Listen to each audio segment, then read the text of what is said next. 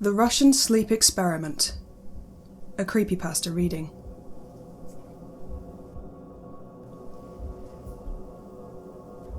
Russian researchers in the late 1940s kept 5 people awake for 15 days using an experimental gas-based stimulant.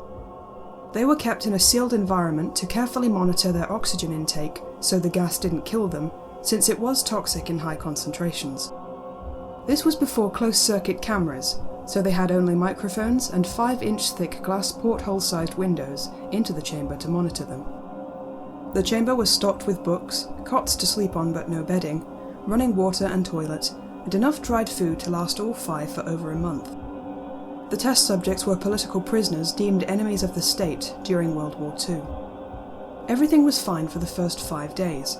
The subjects hardly complained, having been promised falsely that they would be freed if they submitted to the test and did not sleep for 30 days.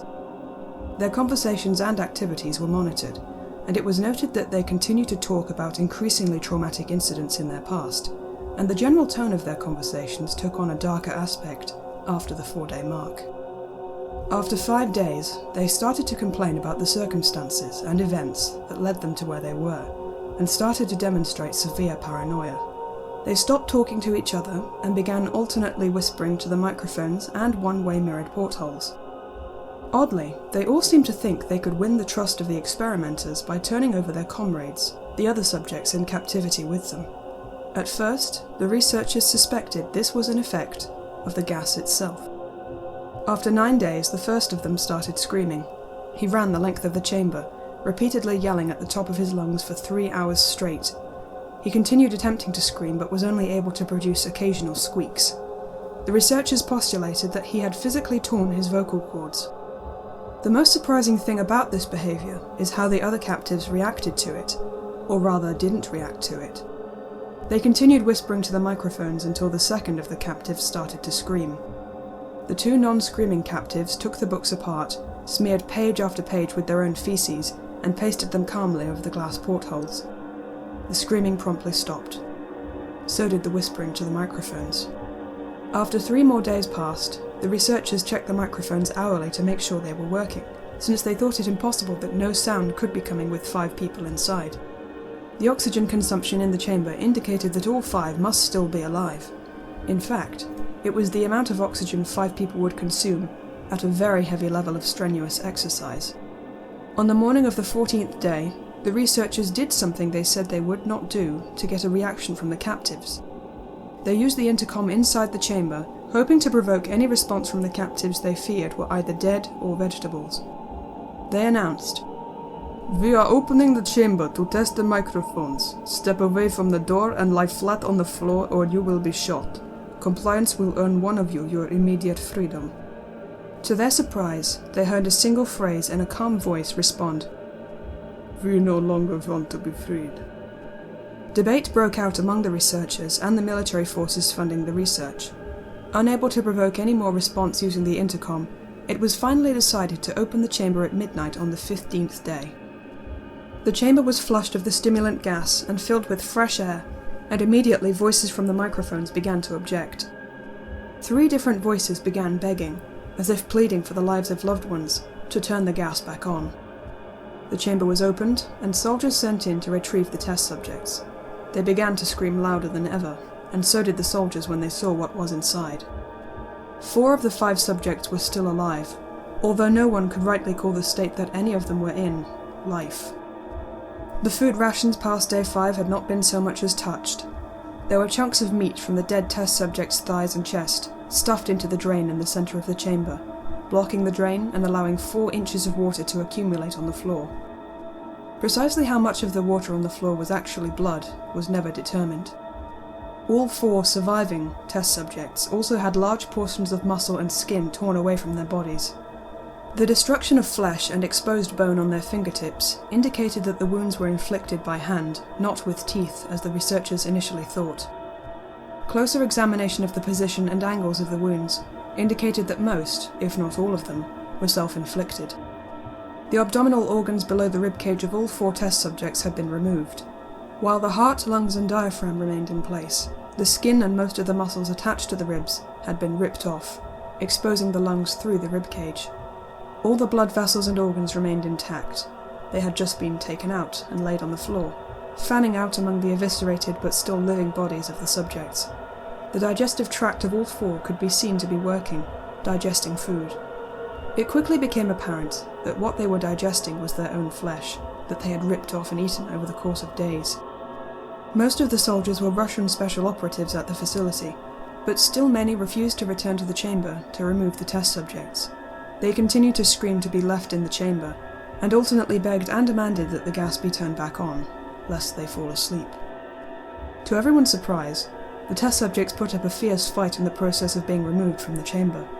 One of the Russian soldiers died from having his throat ripped out, another was gravely injured by having his testicles ripped off, and an artery in his leg severed by one of the subject's teeth.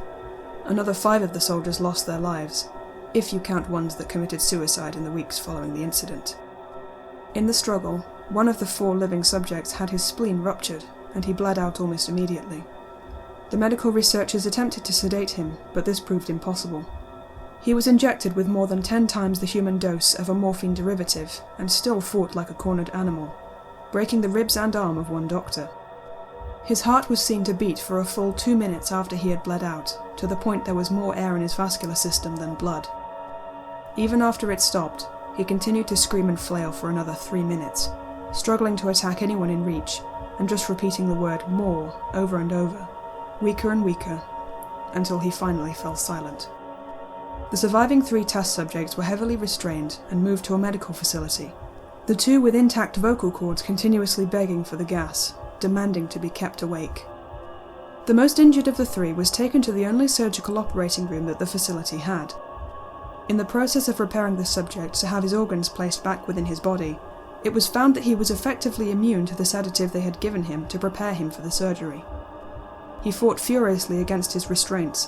When the anesthetic gas was brought out to put him under, he managed to tear most of the way through a 4-inch wide leather strap on one wrist, even through the weight of a 200-pound soldier holding that wrist as well. It took only a little more anesthetic than normal to put him under, and the instant his eyes fluttered and closed, his heart stopped. In the autopsy of the test subject that died on the operating table, it was found that his blood had triple the normal level of oxygen. His muscles that were still attached to his skeleton were badly torn, and he had broken 9 bones in his struggle to not be subdued. Most of them were from the force his own muscles had exerted on them. The second survivor had been the first of the group of 5 to start screaming. His vocal cords destroyed, he was unable to beg or object to surgery, and he only reacted by shaking his head violently in disapproval when the anesthetic gas was brought near him. He shook his head yes when someone suggested, reluctantly, they try the surgery without anesthetic, and did not react for the entire 6-hour procedure of replacing his abdominal organs, and attempting to cover them with what remained of his skin. The surgeon presiding stated repeatedly that it should be medically impossible for the patient to still be alive. One terrified nurse assisting the surgery stated that she had seen the patient's mouth curl into a smile several times, whenever his eyes met hers. When the surgery ended, the subject looked at the surgeon and began to wheeze loudly, attempting to talk while struggling. Assuming this must be something of drastic importance, the surgeon had a pen and pad fetched so the patient could write his message. It was simple. Keep cutting. The other 2 test subjects were given the same surgery, both without anesthetic as well, although they had to be injected with a paralytic for the duration of the operation. The surgeon found it impossible to perform the operation while the patients laughed continuously. Once paralysed, the subject could only follow the attending researchers with their eyes. The paralytic cleared their system in an abnormally short period of time, and they were soon trying to escape their bonds. The moment they could speak, they were again asking for the stimulant gas. The researchers tried asking why they had injured themselves, why they had ripped out their own guts, and why they wanted to be given the gas again. Only one response was given. I must remain awake. All 3 subjects' restraints were reinforced, and they were placed back into the chamber, awaiting determination as to what should be done to them. The researchers, facing the wrath of their military benefactors for having failed the stated goals of their project, considered euthanizing the surviving subjects. The commanding officer, an ex-KGB, instead saw potential, and wanted to see what would happen if they were put back on the gas. The researchers strongly objected, but were overruled. In preparation for being sealed in the chamber again, the subjects were connected to an EEG monitor and had their restraints padded for long-term confinement.